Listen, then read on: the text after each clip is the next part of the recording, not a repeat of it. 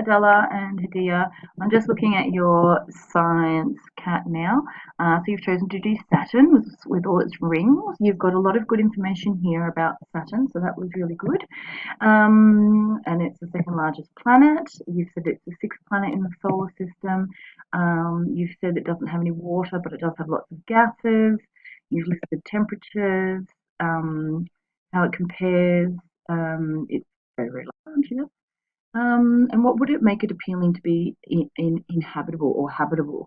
Um, so you've got a little bit of information there about the rings, um, people studying them, and the pros and the cons. You've said that it's unique because of its rings. Um, Sixth planet, and it's the largest one. But what makes it hard for us to live there is probably the fact that it's made, oh goodness me, made mainly from gases. So yeah, and you haven't said that.